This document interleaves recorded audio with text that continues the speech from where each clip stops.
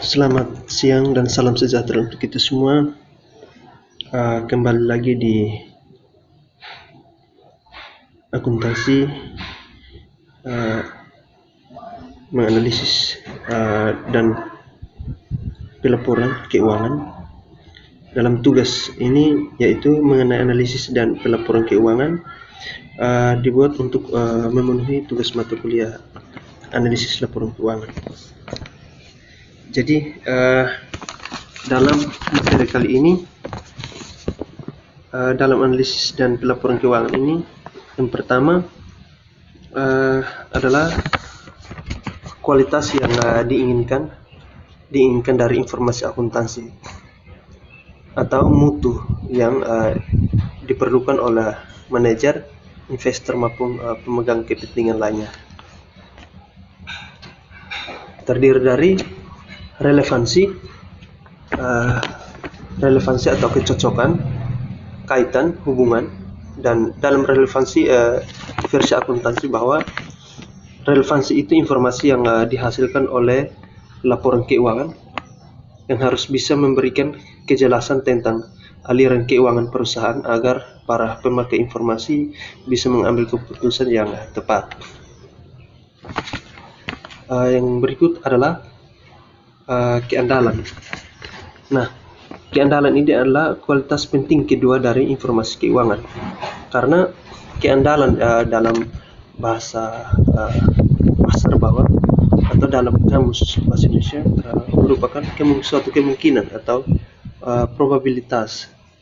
Jadi dalam keandalan ini dia kualitas penting karena informasi akuntansi dapat diandalkan jika pengguna mendapat informasi yang secara material akurat dan informasi yang dimaksud tersebut sesuai dengan yang seharusnya. Jadi kalau pernyataan yang signifikan atau kelalaian dalam laporan keuangan, maka akan mengurangi keandalan informasi di dalamnya. Yang berikut adalah prinsip penting dan akuntansi akrual. Nah, sebelumnya bahwa akuntansi akrual ini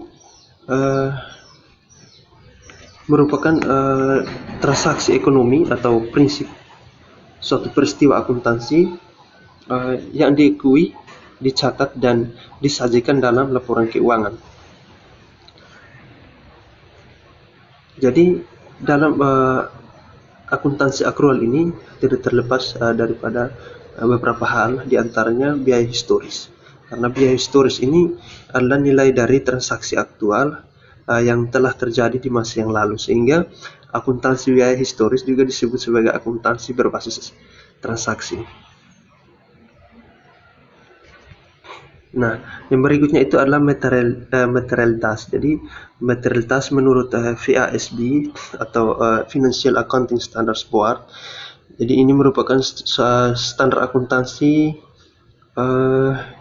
yang berlaku di Amerika dan beberapa negara lain, mengatakan bahwa materialitas ini adalah besarnya kelalaian atau kesalahan penyajian informasi akuntansi yang dalam keadaan terang di sekitarnya. Jadi memungkinkan. Jadi materialitas ini merupakan sesuatu yang berisiko bagi suatu perusahaan. Jadi memungkinkan bahwa penilaian orang yang wajar yang mengandalkan informasi tersebut akan diubah atau dipengaruhi oleh kelalaian atas salah saji.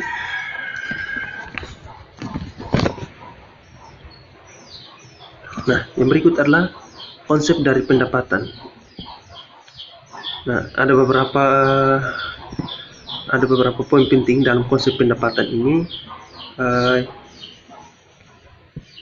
Yang pertama itu pendapatan ekonomi, yang kedua penghasilan permanen, dan pendapatan operasional.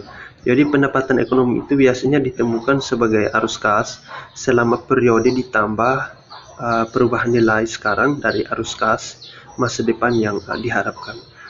Sedangkan penghasilan permanen adalah pendapatan rata-rata stabil yang diharapkan diperoleh bisnis selama hidupnya meningkat kondisi-kondisi bisnisnya saat ini. Yang terakhir itu pendapatan operasional. Jadi mengacu pada pendapatan yang timbul dari aktivitas operasi perusahaan. Nah, yang terakhir, ada 4 ya. Yang terakhir pendapatan akuntansi. Jadi pendapatan akuntansi ini didasarkan pada konsep akuntansi akrual. Jadi adanya transaksi dan dalam laporan keuangan. Nah, yang berikut adalah analisis akuntansi dan manajemen laba. Dalam analisis akuntansi dan manajemen laba ini ada dua hal penting yang perlu kita ketahui, yaitu akuntansi akrual. Jadi akuntansi akrual itu lebih kepada transaksi ekonomi atau peristiwa akuntansi yang diakui. Jadi ini menghasilkan beberapa distorsi akuntansi yang perlu diidentifikasi dan disesuaikan sehingga informasi akuntansi lebih mencerminkan aktivitas bisnisnya. Yang berikutnya itu laporan keuangan. Jadi dalam manajemen laba tidak terlepas daripada laporan keuangan, di mana sebagai salah satu informasi penting dalam sebuah perusahaan.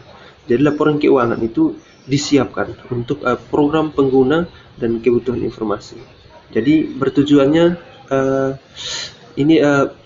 dari pengguna tertentu. Jadi pengguna tertentu dalam artian bahwa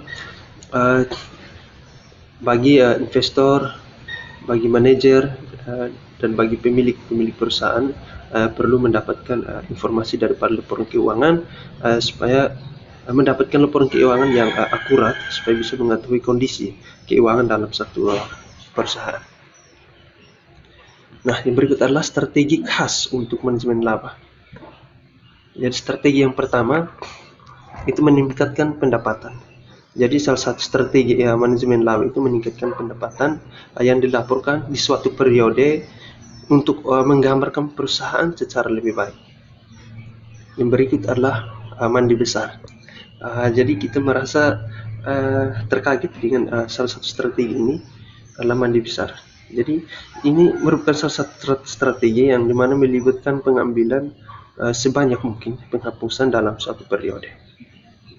Yang berikut adalah perataan penghasilan. Jadi dalam perataan penghasilan ini merupakan sebuah strategi. Jadi manajer menurunkan atau meningkatkan pendapatan yang dilaporkan untuk mengurangi volatilitasnya dalam suatu perusahaan. Yang berikut adalah dua metode utama manajemen laba. Nah, dua metode ini dipakai dalam manajemen laba, yaitu penghasilan pendapatan. Jadi bukan penghasilan ya, pengalihan pendapatan. Salah pengetikan.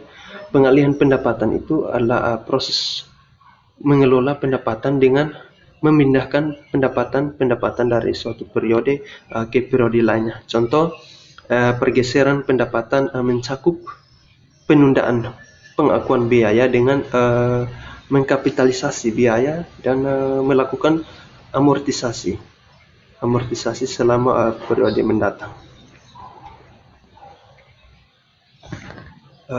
Yang kedua itu manajemen pendapatan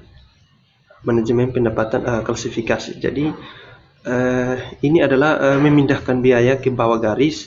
Jadi artinya melaporkannya bersama dengan item yang tidak bisa dan artinya tidak bisa terulang, yang biasanya dianggap kurang penting oleh analis. Mungkin hanya ini yang bisa saya sampaikan, kurang dan lebihnya saya mohon maaf. Selamat siang untuk kita semua.